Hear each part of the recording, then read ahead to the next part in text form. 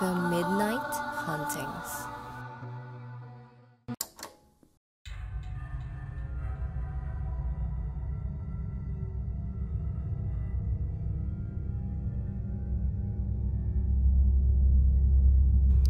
Magandang araw mga ka-Midnight.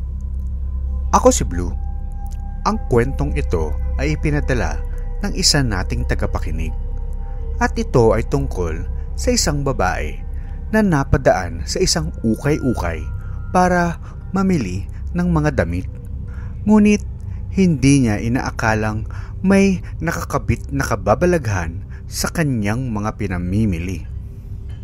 Lahat naman tayo ay gustong makatipid sa pagbili ng mga gamit at damit.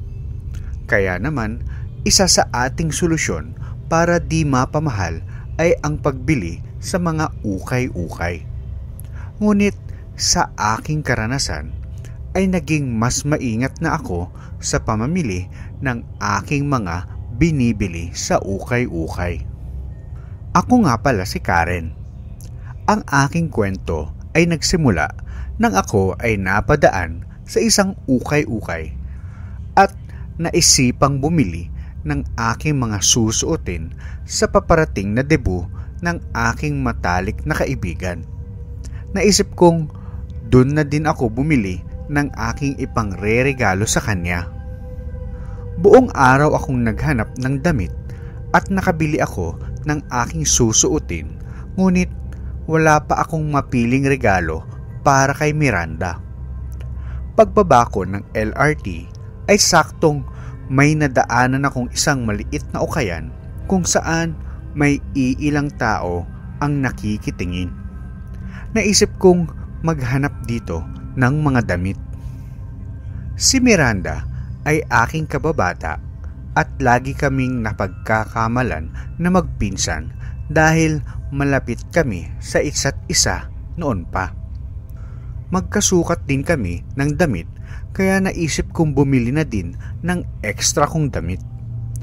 Nang magbabayad na ako ay nakakapagtakang parang walang tao sa paligid. Biglang tumambad sa aking harapan ang isang matandang babae. Siya daw ang may-ari ng ukay-ukay. Agad akong nagbayad sa kanya at binalot na niya ang aking mga pinamili. Napatanong ako kung saan niya nakukuha itong magagandang mga damit at ngumiti lang siya. Nagtaka ako dahil hindi niya ako sinagot, kaya naman umalis na lang din ako.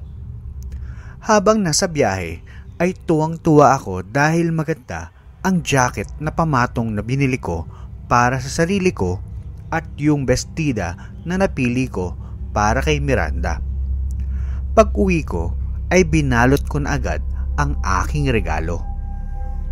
Nang nagdebut si Miranda ay inabot ko sa kanya ang aking regalo at tuwang-tuwa siya nang kanyang buksan ito. Sinabi niya na excited siyang suotin ito at susukatin na niya agad iyon kinagabihan. Nang matapos ang gabi ay umuwi na ako sa amin para sukatin din ang aking pinamili. Bago ko pa mailabas ang aking mga pinamiling mga damit, ay nagtataka akong biglang tumawag sa akin ang nanay ni Miranda. Sinagot ko ang tawag niya sa aking cellphone at sinabi nitong na ospital si Miranda. Nang tanungin ko kung ano ang nangyari, ay kinilabutan ako. Tinadtad daw ng sugat at pigsa ang katawan ni Miranda. Di daw nila malaman ang dahilan dahil bigla lang itong lumabas sa katawan ni Miranda habang nagbibihis daw ito. Bigla na lang daw siyang sumigaw at nakita nilang nagsusugat ang mga kinakamot nito. Binisita ko si Miranda sa ospital at naisipan kong gamitin ang jacket na aking binili dahil malamig doon. Pagdating ko ay inaalam pa daw ng mga doktor ang sanhi nito, ngunit ang suspetsya nila ay may nakakahawang sakit itong nakuha na kumakalat sa balat. Nung pauwi na ako sa amin, ay napansin kong bukas pa ang ukay-ukay na aking pinagbilhan. Naisip kong bilhan si Miranda ng scarf o panlamig dahil naisip kong baka lamigin ito sa ospital. Nagulat ako pagpasok dahil ibang tao ang sumalubong sa akin na nagpakilalang may-ari. Nang tanungin ko kung nasaan ang matandang babae, ay nagtaka ang lalaking Chinese dahil siya daw ang may-ari nito. Nang ipinaliwanag ko ang itsura ng babaeng nagbenta sa akin, ay sinabi niyang baka iyon yung pulubi na tumatambay sa kanyang tindahan. Sinabi ng may-ari na laging pumapasok ang matandang babaeng iyon at nagpapanggap na may-ari kaya itinaboy na niya ito. Umuwi ako nung gabing iyon na nag-aalala kay Miranda. Kaya naisipan kong ibigay sa kanya ang jacket na bagong bili ko. Dahil magkasukat kami ng damit, ay naisip kong sukatin muna ang bagong jacket na aking nabili. Isa itong panlamig na jacket at sigurado akong magugustuhan ito ni Miranda. Maya-maya ay nakaramdam ako ng pangangati at nang tanggalin ko ang jacket ay napasigaw ako. Puno ng piksa at sugat ang aking katawan at kamot ako ng kamot sa sobrang kati. Namumula-mula ang aking balat at napuno ng nana ang mga ito. Nagsisigaw ako sa takot at agad kong pinuntahan ang aking magulang para dalhin ako sa ospital.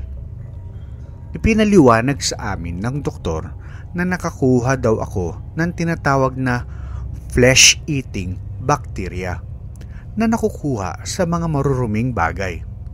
Agad kong tinawagan si Miranda at napag-alaman na ganun din daw ang nadiskubre na nangyari sa kanya. Nang imbestigahan pa ay nadiskubring galing daw ito sa mga damit na sinuot namin na parehong galing sa ukay-ukay. Nang puntahan ito ng aming pamilya ay nagulat silang ipinasara na ito matapos ang maraming kaso ng flesh-eating bacteria sa mga namili dito.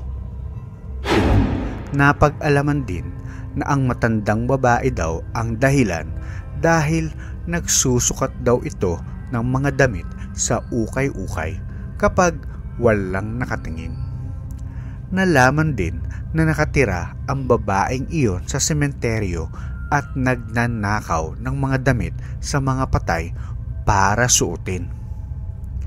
Simula noon ay naging maingat na ako sa pamimili ng mga ukay-ukay at sinisiguradong labhan muna maigi ang mga damit ng ilang beses. Hinding-hindi na rin ako nagsukat pa ng damit hanggat hindi ito nilalabhan. Kaya mag-ingat tayo bago tayo bumili sa mga ukay-ukay.